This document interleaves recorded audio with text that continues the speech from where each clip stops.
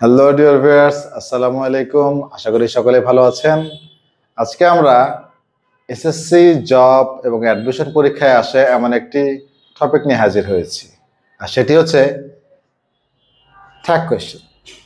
আজকে আমরা tag কোয়েশ্চেনের part 1 আলোচনা করব। তো চলো দেখি যে আসলে ট্যাগটা আসলে কি। তো ট্যাগ অর্থ হচ্ছে সংযুক্ত করা, জুড়ে দেয়া, আর কোয়েশ্চেন অর্থ হচ্ছে প্রশ্ন। তো আমরা বুঝতে পারলাম কি যে ট্যাগ কোয়েশ্চেনের অর্থটা হচ্ছে সংযুক্ত প্রশ্ন বা জুড়ে দেওয়া প্রশ্ন। তো চলো আমরা একটু এক্সাম্পলের মাধ্যমে দেখি যে আসলে ট্যাগ কোয়েশ্চেনটা আসলে কিভাবে আমরা বুঝবো। তো অনেক সময় লেখা থাকে এরকম, আমরা অনেক সময় অনেক কথা বলি, যেমন ধরুন হি ইজ আ বয়, সে একজন বালক। তো কথা বলার শেষাংশে আমরা অনেক সময় পিচ্ছি পিচ্ছি প্রশ্ন জুড়ে দিই।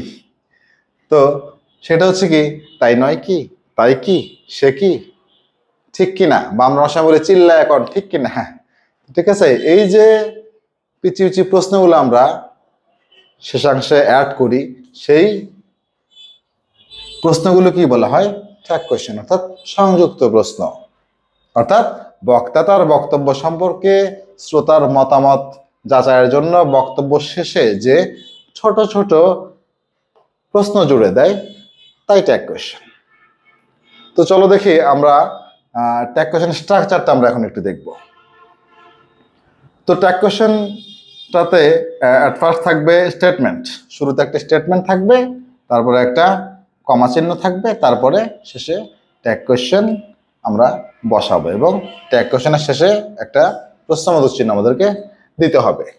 আর এই ট্যাগ কোয়েশ্চেনটা হয় দুই রকমের, একটা অ্যাফার্মেটিভ ট্যাগ, একটা নেগেটিভ ট্যাগ, অর্থাৎ একটা হাবোধক আর একটা নাবোধক ট্যাগ।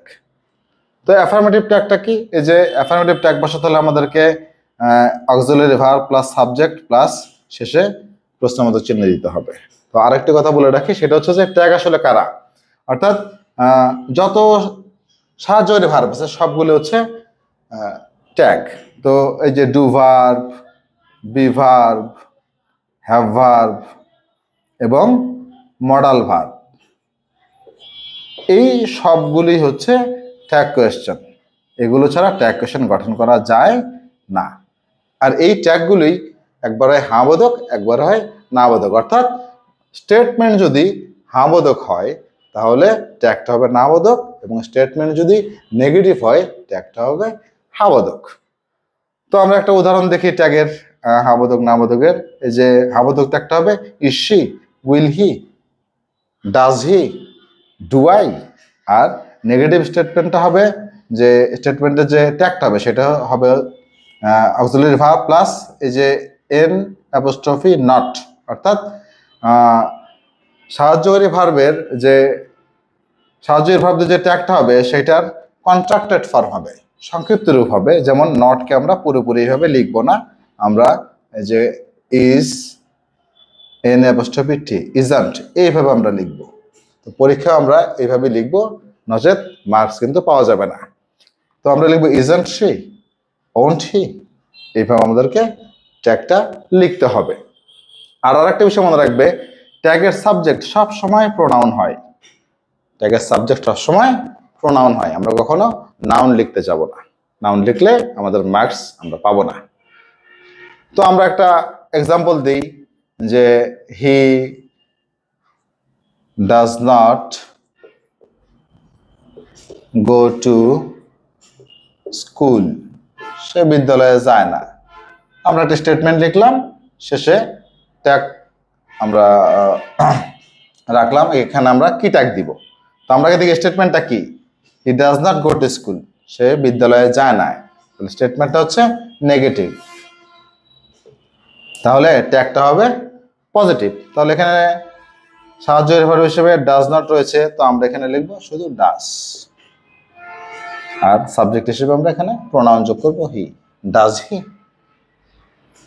তো আমরা এখন দেখব যে স্টেটমেন্টের সাবজেক্টকে কিভাবে ট্যাগের সাবজেক্ট হিসেবে আমরা রূপান্তর করতে পারি।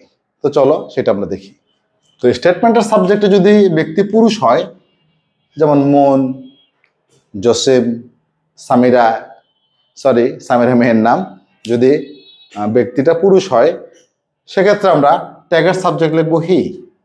আর স্টেটমেন্টের সাবজেক্ট যদি মেয়ে হয় যেমন সামিরা, সেক্ষেত্রে আমরা লিখবো শি। আর dot dot dot dot body অর্থাৎ বডিযুক্ত যদি সাবজেক্ট থাকে, somebody, anybody, still body, dead body, অর্থাৎ হ্যাঁ স্টিল বডি ডেড বডি হবে না, সাম বডি, এনি বডি এরকম যদি থাকে, বডিযুক্ত যদি সাবজেক্ট থাকে তাহলে ট্যাগের সাবজেক্ট হবে দে। ওয়ান যুক্ত subject, someone, anyone এরকম যুক্ত সাবজেক্ট থাকলে ট্যাগের সাবজেক্ট হবে they. Some of you, all of you এই ধরনের সাবজেক্ট থাকলে ট্যাগের সাবজেক্ট হবে ইউ।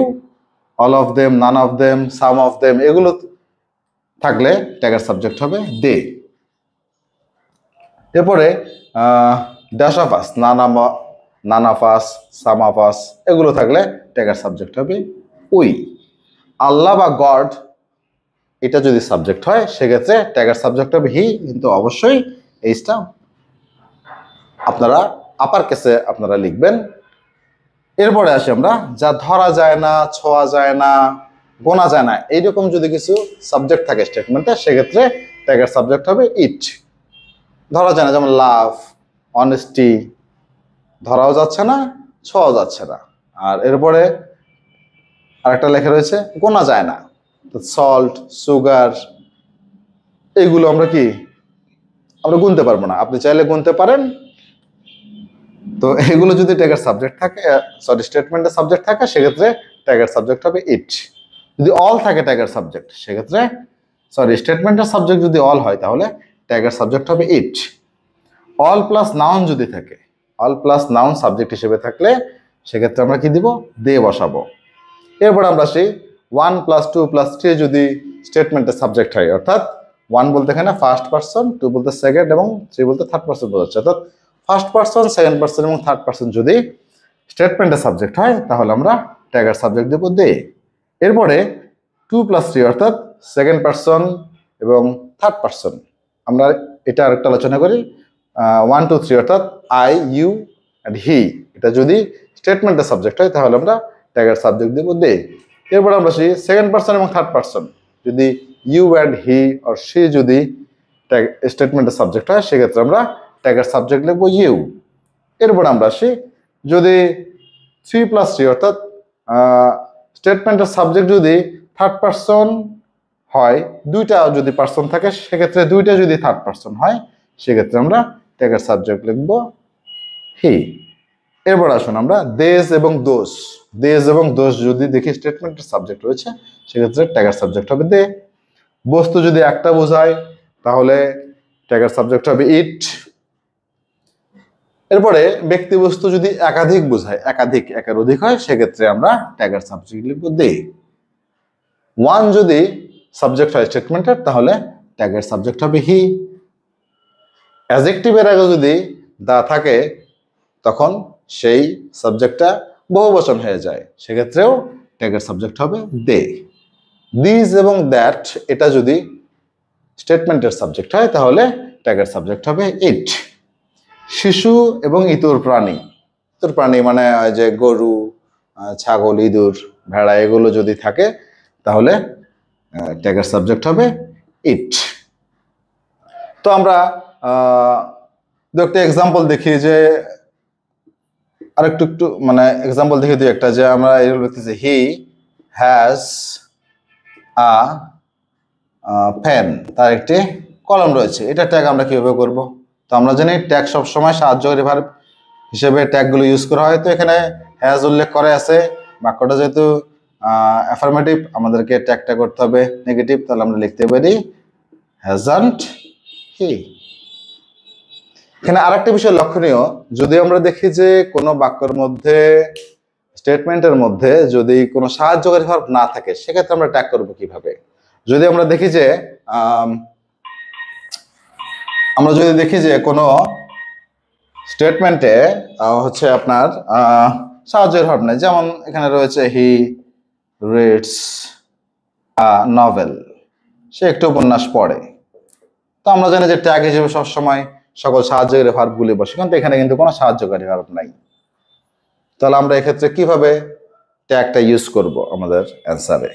তো একটা টেকনিক আমরা এখন ফলো করব, সেটা হচ্ছে যে আমরা যদি দেখি যে স্টেটমেন্টে V1 রয়েছে, তাহলে যদি V1 থাকে তাহলে সেক্ষেত্রে আমরা ট্যাগ হিসেবে ডু বসাবো। আবার V1 এর সাথে যদি এস, ইএস, আইইএস থাকে সেক্ষেত্রে আমরা ডাজ লিখব।